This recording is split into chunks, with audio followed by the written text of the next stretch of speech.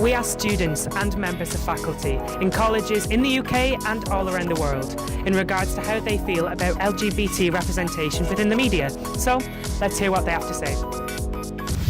Manchester, home to the largest LGBT community in the UK outside of London and birthplace of the campaign for homosexual equality in 1964.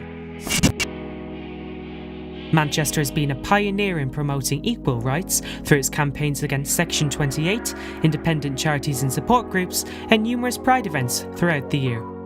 We start here at the Bluecoat School in Oldham, asking the all-important question: how do students feel about LGBT representation within the media?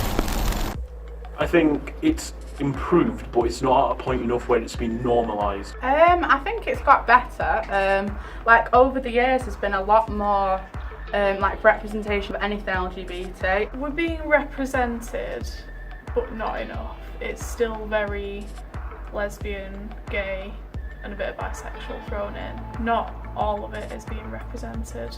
It's like a big gay cocktail. The lesbians are like the mixer, the gays are like the alcohol, the bisexuals are like the olives. There's one tiny pansexual marshmallow on top.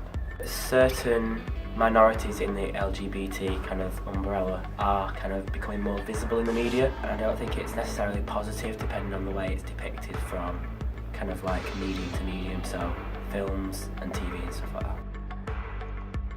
Stereotypes need to be broken down. Stereotypes of like kind of a girl, like that's into like girls and things, is like, oh well, one of them has to be like the man. Why does gender matter in this case? Why does any of that matter? Because we're all human at the end of the day. We all have red blood. People do judge very fast depending on sexuality, if that sexuality isn't straight. I don't fancy like 100 girls as soon as I come out.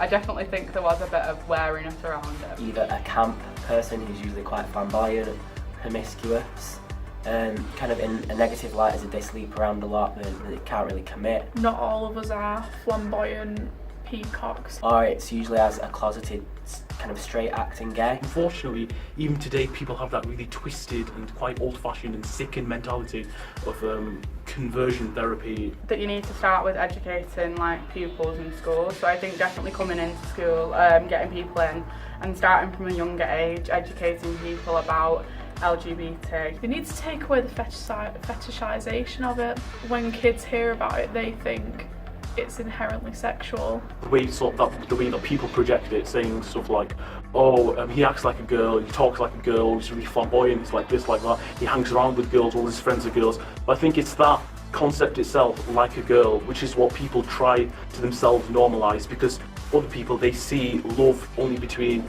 a guy and a girl. And by saying like a girl, that's a projection of themselves normalising it, and that's just wrong. People judge me because of how it is shown through the media. People have said to me, oh, does that mean you're into threesomes and things like that? Bigger kind of big budget films like Moonlight and stuff that was recognised for the Oscars.